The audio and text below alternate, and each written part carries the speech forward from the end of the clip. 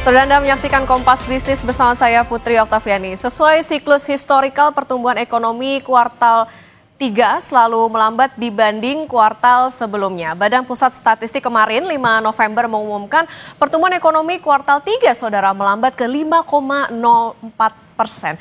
Konsumsi pemerintah naik tetapi konsumsi rumah tangga yang berhubungan dengan daya beli melambat. Investasi juga melambat.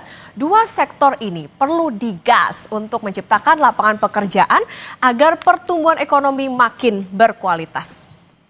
Nah, kita dengarkan saudara penjelasan Badan Pusat Statistik komponen apa saja sebetulnya yang mempengaruhi angka pertumbuhan ekonomi. Berikut ini. Dari sisi domestik, kinerja perekonomian pada triwulan 3 2025 ditopang oleh konsumsi masyarakat yang masih terjaga. Dari kebijakan ekonomi juga turut menopang kinerja perekonomian di triwulan 3 tahun 2025 seperti kebijakan pemerintah dalam pengendalian inflasi, penetapan BI rate bulan September 2025 pada level 4,75% sebagai upaya untuk mendukung pertumbuhan ekonomi serta kebijakan fiskal dalam mendorong efektivitas belanja melalui pelaksanaan berbagai program seperti makan bergizi gratis. Oke, kita ke data berikutnya ya. Kita lihat line chart yang ada di layar sini. Kuartal 3 yang ada di blok warna kuning. Nih yang warna kuning. Nah, 3 tahun terakhir saudara trennya tuh selalu melambat di kuartal ketiga. Tapi khusus tahun ini bisa diapresiasi nih kuartal 3 yang rasanya tidak ada apa-apa, ekonomi bisa tumbuh di 5%. Kita lihat ya pertumbuhan ekonomi 2023 sampai 2025. Di kuartal 2 2023 itu 5,17%, kuartal 3 2023 4,94%. Emang trennya nurun ya. Kemudian di kuartal 4 2023 bisa di 5,04%, kuartal 1 2024 5,11%, kuartal 2 2024 5,05%, kuartal 3 2024 4,95%. Kuartal 4 2024 5,02%, kuartal 1 2025 4,87%, kuartal 2 2025 5,12% dan yang terbaru di kuartal 3 2025 ini 5,04%. Nah, saudara, kita ke data berikutnya yaitu pertumbuhan ekonomi berdasarkan pengeluaran. Ini dia pertumbuhan ekonomi kuartal 3 2025 menurut pengeluaran ini dalam persen ya hitungannya. Jadi konsumsi rumah tangga itu 4,89%. Kemudian konsumsi LNPRT 4,28%, konsumsi pemerintah ada di 5,49%, PMTB 5,04%, ekspor ada di 9,91%. Dan impor 1,18%. Semua angkanya sebetulnya menarik ya, konsumsi rumah tangga, investasi. Tapi yang paling mencolok adalah impor. Kalau kuartal 2 kemarin itu tumbuhnya 11,65%. Tapi kali ini kok melambatnya ini keterlaluan di level itu dia tadi 1%. Kenapa ya? Apa karena manufaktur kita yang masih seret produksi dan banyak PHK. Nah, nanti Kompas Bisnis akan konfirmasi ke tenaga ahli istana dan juga ekonom. Tapi kita ke data berikutnya terlebih dahulu. Oke, udah tahun ke tahun konsumsi rumah tangga tuh selalu tumbuh di bawah pertumbuhan ekonomi. Kalau ekonomi agregat tadi kan 5,04%. Konsumsi rumah tangga itu cuma 4,89%. Padahal kelompok ini saudara berkontribusi 53,14% terhadap PDB. Konsumsi rumah tangga ini mencerminkan mobilitas penduduk, penjualan eceran bahan bakar kendaraan, peningkatan jumlah penumpang, angkutan rel dan laut, serta perjalanan wisatawan domestik. Pemerintah juga membantah kalau konsumsi rumah tangga yang melambat ini sebagai wajah dari lemahnya daya beli. Kita ke data selanjutnya. Oke, ini berikutnya ya, yang melambat adalah pembentukan modal terhadap modal tetap bruto PMTB yang tumbuh 5,04% di kuartal 3. Kalau kita bandingkan di kuartal 2 kan 6,99% nih. Dan ini juga menyumbang 29,7 0,09% terhadap PDB. Nah, PMTB ini saudara sederhananya itu adalah investasi. Jadi kesimpulannya ada dua yang perlu digas. Konsumsi rumah tangga yang tadi dan juga ini investasi agar menciptakan lapangan pekerjaan. Nah, Menteri Koordinator Bidang Perekonomian Erlangga Hartarto menilai pertumbuhan ekonomi pada kuartal ketiga sebesar 5,04% di tahun ini masih lebih baik jika dibandingkan dengan tahun lalu. Menurut Erlangga, dengan capaian pertumbuhan ekonomi kuartal 3 sebesar 5,04%, pemerintah optimistis pertumbuhan dapat terjaga di level 5% pada akhir tahun. Untuk mendorong kinerja ekonomi di kuartal keempat, pemerintah berupaya meningkatkan aktivitas ekonomi melalui bantuan sosial. Selain itu, pertumbuhan ekonomi Indonesia diakui Erlangga sejalan dengan kenaikan konsumsi masyarakat. Hal itu dilihat dari indikasi kenaikan inflasi dan investasi emas. Angka yang 5,04 itu berarti kita bisa menjaga di level 5%. Pak, tapi kan itu melambat dibandingkan kuartal yang lalu ya Pak? Dibandingkan kuartal yang lalu kan juga jauh lebih baik. Di kuartal year on year ya. Nah, upaya kita perlu lakukan di Q4, itu kita harus tingkatkan lagi ekonomi supaya angka rata-rata 5,2 bisa dicapai. Tingkatannya apa aja Pak? Ya, kita kan menggelontorkan bansos. Dan nilainya kan hampir 30 triliun.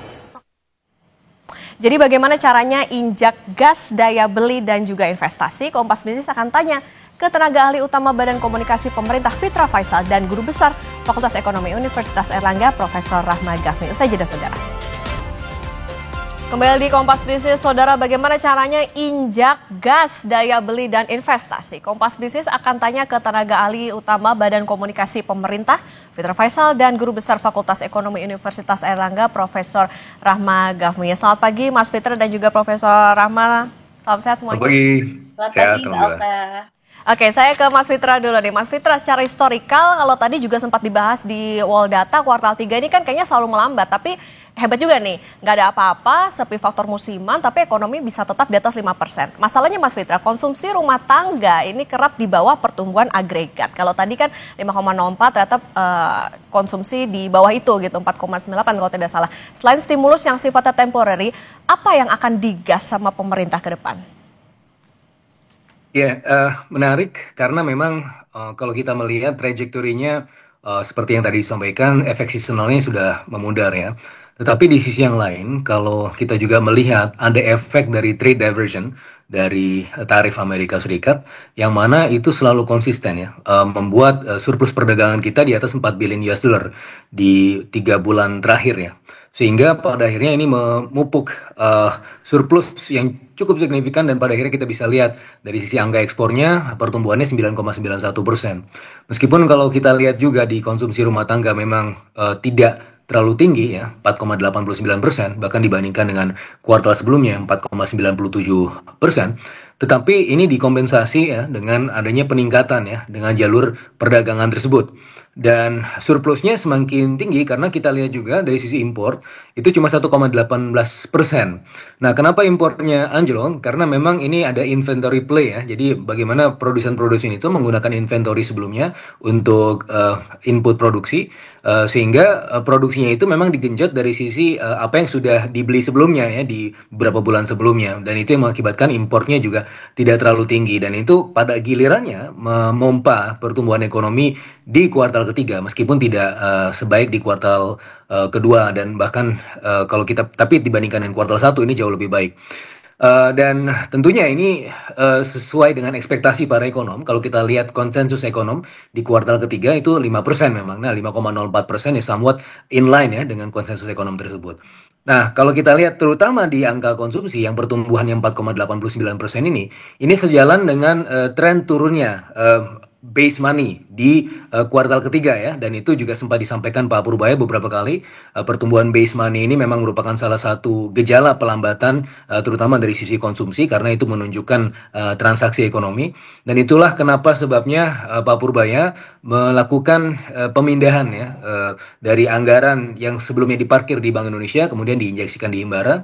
Dan itu setidak-tidaknya bisa kelihatan di money supply growth ya, money base-nya, yang mana sebelumnya cuma 7%-an, sekarang terakhir di bulan September itu sudah 18% lagi yang adjusted. Jadi harapannya di kuartal keempat ini bisa jauh lebih tinggi pertumbuhannya. Oke, termasuk juga di kuartal 4 kalau kita tahu kan juga ada faktor musiman nih Mas Fitra ya, artinya harapan bisa terdongkrak, termasuk juga tadi soal konsumsi ada faktor secara eksternal. Saya ke Prof. Rama Ghafni.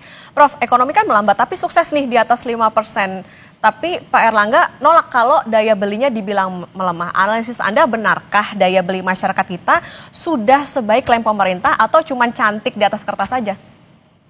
Sebenarnya gini Mbak, kalau saya lihat ya saya tidak menutup mata gitu ya hasil yang dicapai bahwa memang sesuai dengan prediksi pada para ekonom 5,05% dan ternyata pada level 5,04% gitu.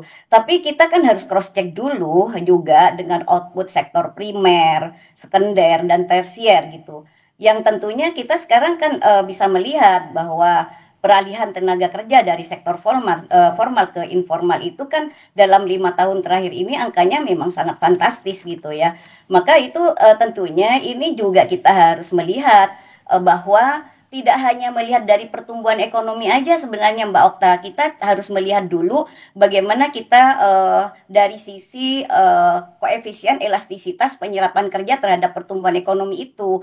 Jadi kita nggak hanya melihat bahwa oh ini sudah bagus hasilnya, bahwa pertumbuhan ekonomi kita tercapai gitu ya. Tapi koefisien elastisitas tenaga kerja itu adalah kan ukuran yang digunakan untuk mengukur seberapa besar sih perubahan jumlah tenaga kerja yang diserap akibat adanya perubahan PDB kita atau pertumbuhan ekonomi kita. Nah, hitung-hitungan saya sebenarnya kemarin ketika BPS itu rilis gitu ya, ternyata kan hanya terjadi koefisiennya itu 0,26.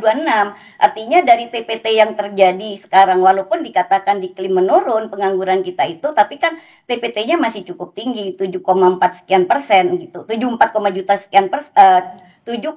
juta sekian orang gitu.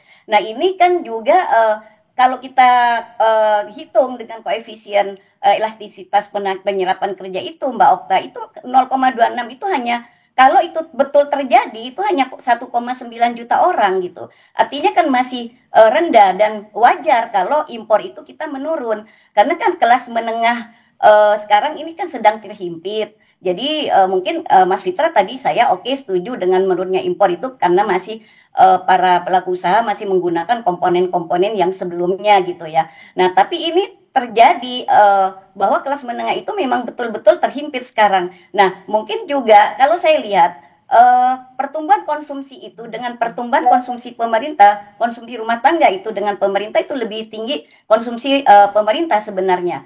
Nah, ini juga tidak jelas konsumsi pemerintah selain belanja pegawai kemana gitu. Nah, ini yang juga harus diperjelas juga nanti data-data itu secara spesifik sehingga kita juga mengakui bahwa jangan sampai nanti, mohon maaf ini hanya di atas kertas saja tapi kenyataannya memang paradoks sekali gitu. Kalau kita melihat bahwa pertumbuhan ekonomi berhasil, tapi BI rate diturunkan. Kenapa diturunkan? Karena memang tidak gerak sektor realnya.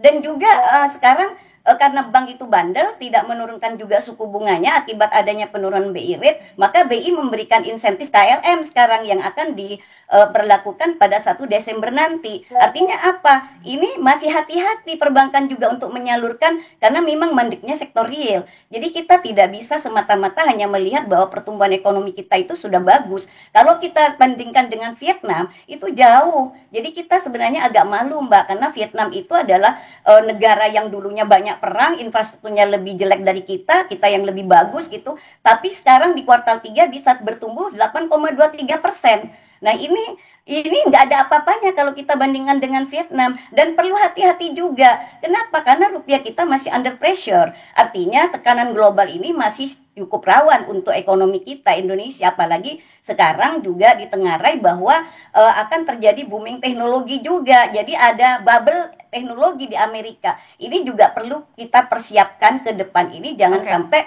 dampak itu akan membahayakan pada ekonomi kita. Selain itu juga kita melihat bahwa hal-hal yang demikian ini paling tidak jelas bahwa pemerintah ini ke depan, karena saya kemarin berbincang-bincang dengan teman-teman BBCS bahwa tidak ada penyerapan tenaga kerja baru yang dilakukan pemerintah. Ini yang kondisinya memang real, Mbak Okta, seperti itu. Oke, Prof. Rahma, kami tangkap. Artinya memang secara kondisi realnya justru kalau tercermin dari bagaimana tingkat serapan tenaga kerja ini masih rendah. Mas Fitra, investasi yang tercermin di angka PMTB ini jauh melambat, impor juga jeblok. Apakah ini bisa dikonfirmasi bahwa manufaktur kita sepi permintaan seiring tadi kalau dikatakan serapan tenaga kerjanya rendah, PHK juga bertambah, meskipun anomali juga nih kayaknya indeks manufaktur kita di atas 50 artinya kontraksi.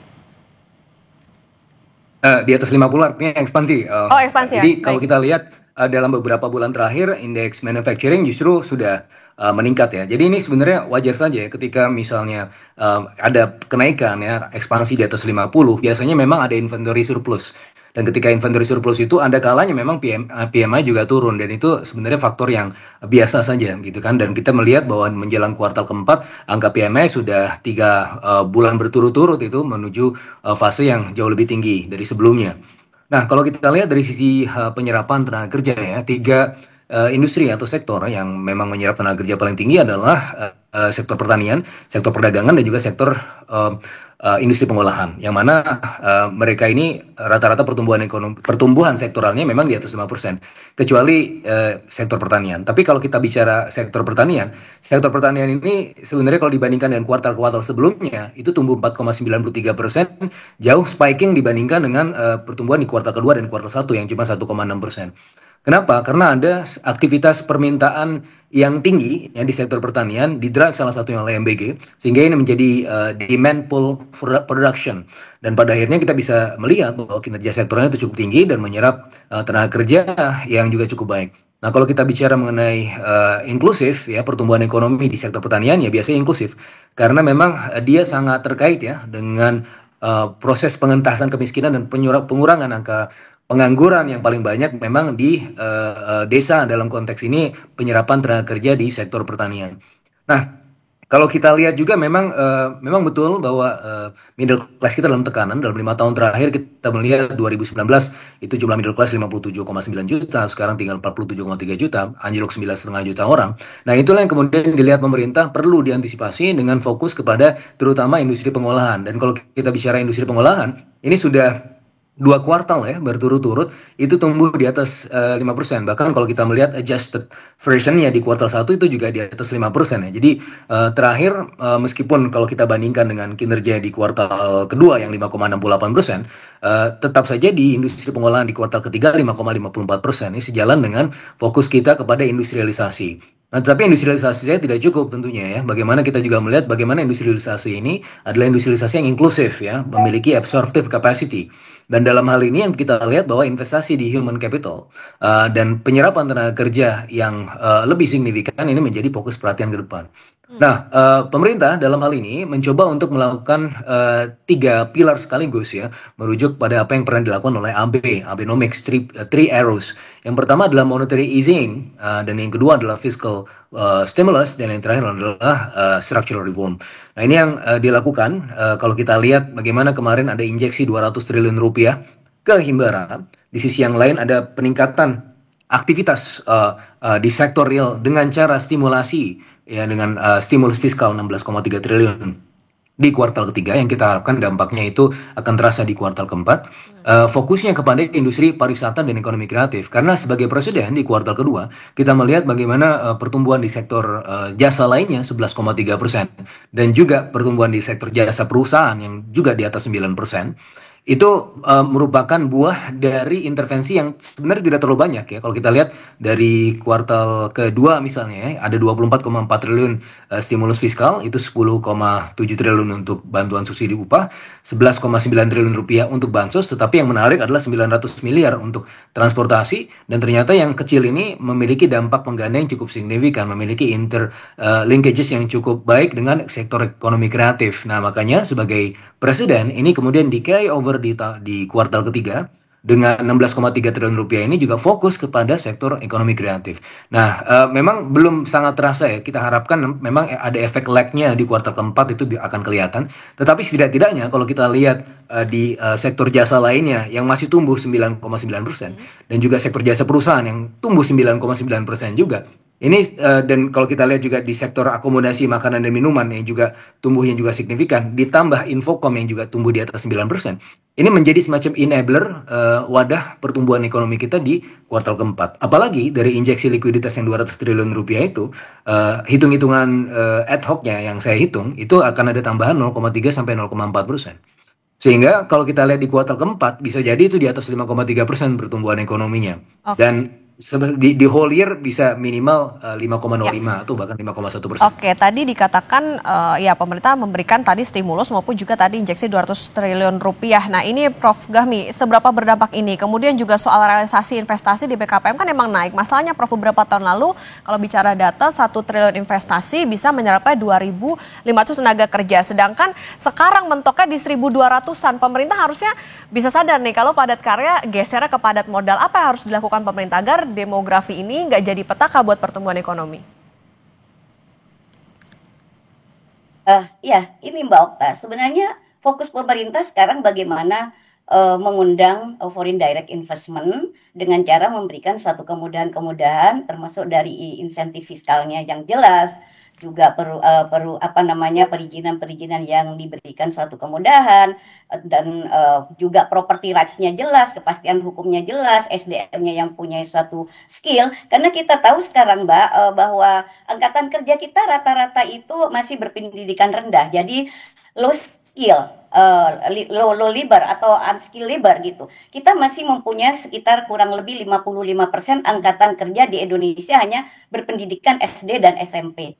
Nah, kalau itu tidak digenjot, maka kita itu tetap berjalan di tempat. Jadi tidak bisa kita hanya berbicara pertumbuhan ekonomi saja kalau kita tidak bisa mengupgrade dari indikator-indikator yang lain. Nah, ini juga termasuk bonus demografi yang menjadi masalah. Karena kalau saya lihat bonus demografi yang dengan 69% penduduk usia produktif itu nanti ke depan kalau ini tidak hati-hati maka ini akan menjadi booming ya, time boomnya itu akan datang gitu. Kapan itu tiba waktunya gitu? Karena memang ini secara nyata lihat dari 69% usia produktif itu sekarang tidak ada suatu kelonggaran untuk memperoleh suatu lapangan kerja yang formal. Memang ada Mbak sekarang lapangan kerja formal, tapi itu kan hanya temporary. Sifatnya itu adalah kontrak atau hanya sistem magang. Nah seperti sarjana-sarjana itu yang diberikan kesempatan 1 tahun magang, itu kan sebenarnya tidak menyelesaikan masalah gitu ya. Sementara sarjana sekarang udah banyak yang nganggur gitu. Nah intinya ke depan bagaimana pemerintah ini bisa untuk membangun pertumbuhan ekonomi itu sesuai dengan harapan Mbak Okta tadi menyampaikan. Jadi dari koefisien elastisitas penyerapan kerja itu harusnya kalau kita ingin menyerap tenaga kerja 400.000 per 1% dari PDB kita, maka kita paling tidak mempunyai pertumbuhan ekonomi 8-10%. Nah itu tapi kan berat untuk kita kejar ke sana gitu ya.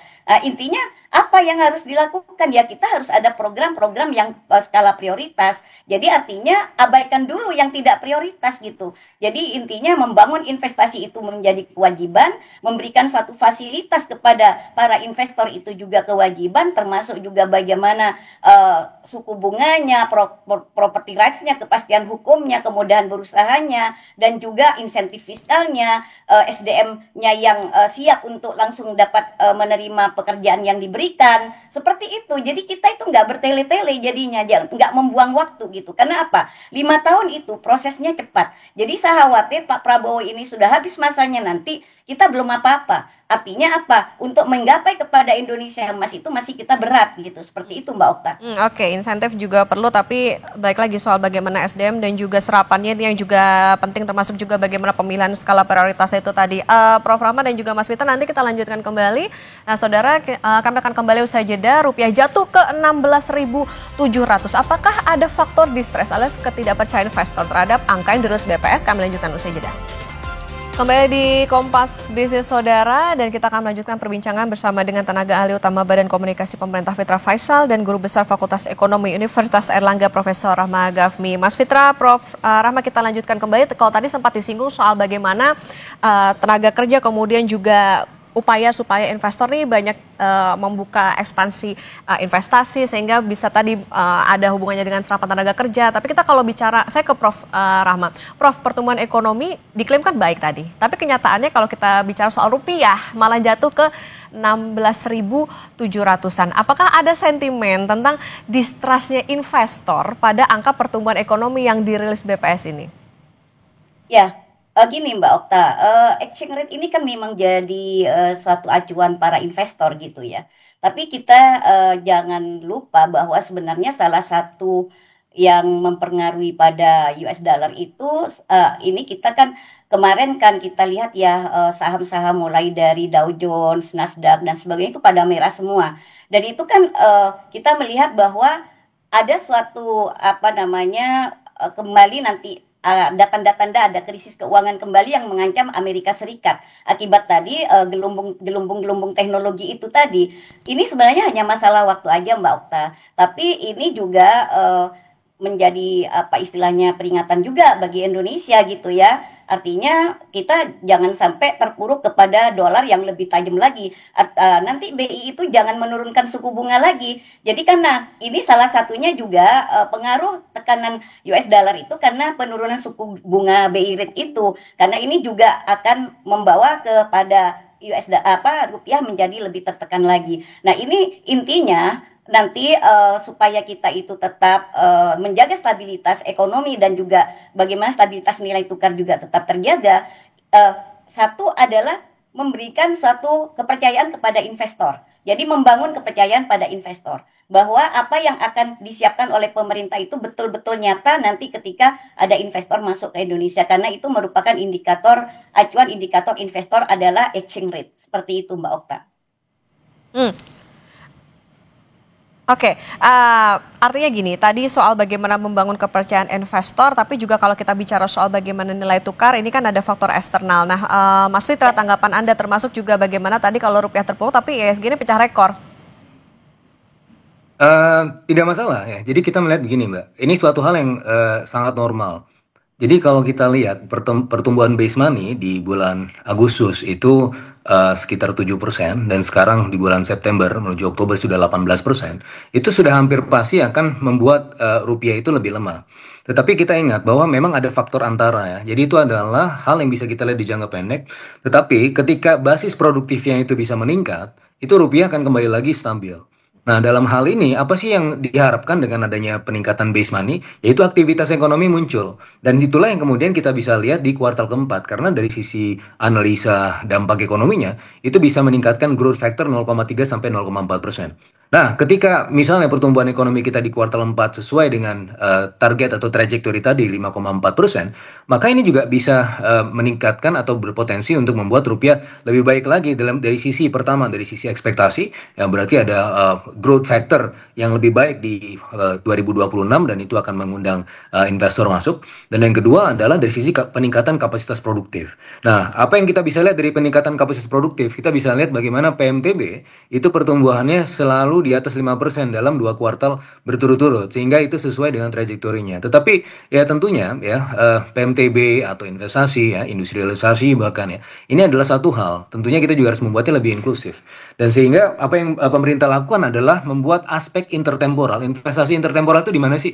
Dari sisi MBG, memperkuat nutrisi ya anak-anak, sehingga pada akhirnya bisa kita harapkan human capitalnya itu bisa meningkat ya sama antara 5 sampai 10 tahun ke depan, dan yieldnya itu di kemungkinan tahun 15. Nah, Tadi Prof. Lama saya dengar juga menyampaikan bahwa ini yang penting mereka itu kompatibel. Nah, ini adalah cara pemerintah untuk membuat itu kompatibel. Tapi itu di jangka menengah panjang. Bagaimana seri-seri di jangka pendek intervensinya? John Maynard Keynes pernah bicara bahwa in the long run we are all dead. Tetapi pada akhirnya di bukunya yang sama dia juga menunjukkan bahwa jangka panjang itu ditentukan oleh seri intervensi di jangka pendek. Apa yang dilakukan di jangka pendek? Yaitu fokus kepada pembenahan stimulus, memberikan stimulus yang juga pada akhirnya akan memberikan efek matching ya antara ketersediaan tenaga kerja dengan kompatibilitas di sisi industri. Nah, stimulus-stimulus ini sifatnya ad hoc, sifatnya intervensi di jangka pendek ya, bisa kita bilang bahwa ini adalah aspek intervensionis pemerintah yang hanya akan terjadi di jangka pendek, akan memudar antar waktu. Tetapi di sisi yang lain pemerintah juga melakukan investasi dari sisi kapasitas produktifnya, dari sisi industri dan human capitalnya. Ada sekolah rakyat, sekolah Garuda ya. Tadi kita juga sempat mendengar bagaimana ada incompatibility dari anak-anak yang tidak kemudian bisa masuk kerja. Kenapa? Ya karena scale-nya harus kemudian dibuat fondasinya dari awal. Nah, sekolah rakyat, sekolah Garuda itu adalah untuk menjawab tantangan-tantangan di jangka panjang tersebut, Mbak. Oke, ada optimisme di tahun depan. Prof. Gahmi, kemana arah pertumbuhan ekonomi kalau kita bicara soal tahun ini full year? Dilihat dari penyerapan belanja pemerintah yang tentunya masih perlu didorong nih, dan rupiah yang masih bertahan lemah sampai dengan saat ini. Sebenarnya gini Mbak Okta, kita yang sekarang bermasalah itu bukan di moneternya ya, di fiskalnya. Jadi kemarin The Fed kan sudah juga menurunkan suku bunganya, tapi The Fed juga menyampaikan bahwa nanti bulan Desember itu belum tentu dia juga bisa nurunin suku bunga lagi. Nah itu adalah hal yang wajar-wajar saja karena mungkin di sini dampak dari tarif Trump itu terhadap inflasi itu masih butuh waktu kan gitu. Artinya di sini ada kelambatan. Jadi mungkin nanti jangan harap bahwa suku bunga tinggi itu merupakan suatu hal-hal yang sangat baik. Itu mungkin akan segera berlalu gitu. Artinya jangan harap juga suku bunga tinggi itu rezim yang selalu melakukan bahwa itu akan segera berlalu gitu loh Mbak. Jadi artinya apa? Nanti BI itu harus menjaga jangan sampai menurunkan suku bunga BI rate-nya lagi, karena di sini nanti harus menjaga juga tekanan rupiah jangan sampai terlalu dalam. Yang kedua Mbak, kalau kita melihat ini tentunya apa yang disampaikan Mas Fitra itu adalah suatu pernyataan atau statement pemerintah yang selalu digaung-gaungkan. Tapi yang kita butuhkan sekarang itu adalah bukti dan nyata bahwa kebijakan-kebijakannya itu Mbak yang harus ditunggu oleh masyarakat dan juga para calon-calon investor yang mau masuk ke Indonesia. Tapi ini harus banyak keluhan-keluhan dari para pengusaha juga. Artinya regulasi yang diberikan pemerintah itu kadang-kadang tidak relate dengan yang terjadi di lapangan. Implementasinya itu sulit Mbak di lapangan. Gitu Mbak Oka yang bisa di sini mengendalikan bagaimana caranya sektor usaha ini bisa berjalan dengan mulus. Karena satu-satunya kunci adalah apa Mbak? Kalau sektor usaha ini nggak jalan dengan baik, intinya kan tidak akan ada penyerapan kerja gitu ya. Nah, kita nggak akan bisa juga hidup gitu. Nah, ini konsumsi rumah tangga kan ditopang karena adanya pendapatan, karena adanya income. Income itu dibangun oleh para investor. Nah, ini kalau kita tidak bijak dalam hal regulasi juga, jadi artinya jangan memberatkan investor gitu. Ini ke depan juga agak sulit gitu untuk ngejar Vietnam yang bertumbuh yang sangat dahsyat itu Mbak Okta, seperti itu. Oke, artinya jangan cuma ditiup-tiupin angin segar, tapi juga ada gebrakan dari pemerintah. Mas Fitra, gimana? Apa antisipasi pemerintah kalau tadi kondisinya tentunya kita butuh optimisme di 2026, termasuk juga bagaimana rupiah yang kita harapkan bisa menguat. Karena kita harus ingat nih Mas, pembayaran utang jatuh tempo. Ya, jadi gini Mbak, rupiah itu adalah derivat dari aktivitas industri ya, itu sudah saya tulis di buku saya, Real Exchange Rate dan Trade Balance. Nah, oleh karenanya kalau kita menguatkan aktivitas industrinya yang sudah terbukti ya di beberapa kuartal terakhir, itu merupakan salah satu cara untuk menjadi fondasi penopang rupiah ke depan. Nah, untuk utang, debt to GDP ratio kita masih di bawah 40%, debt service ratio masih dalam rentang yang memadai, dan dalam hal ini saya rasa tinggal bagaimana pemerintah menciptakan aktivitas produktif ya, sehingga pada akhirnya revenue generating mechanism-nya itu bisa terjadi tahun 2026. Nah, ketika ekonomi tumbuh, maka revenue harusnya juga tumbuh ya. Dan dari sisi itulah kemudian pemerintah melakukan apa yang sempat dilakukan oleh Abenomics ya, ketika AB waktu itu Prime Minister AB di tahun 2011, dan saya menyaksikan di situ karena saya masih ambil PhD saya di Jepang. Itu dalam rentan waktu itu ketika dia melakukan reform 3 ero itu, dia berhasil kemudian membangkitkan perekonomian Jepang yang memang sudah tertinggal selama 20 sampai 30 tahun terakhir. Dan ketika kita melakukan misalnya tadi monetary easing, fiscal policy, dan juga yang salah satu yang paling penting adalah structural reform, ini menjadi bagian atau pilar paling penting untuk kemudian menjadi fondasi pertumbuhan ekonomi kita di beberapa tahun ke depan. Dari sisi trajektorinya, kalau kita bicara konsumsi, itu tidak lagi bisa diandalkan. Yang pemerintah ingin lakukan ke depan adalah supply side growth ya, atau supply side trajectory yang pada akhirnya pasti akan mendrive income dan konsumsi juga. Oleh karenanya penguatan basis industri menjadi sangat penting dan imminent.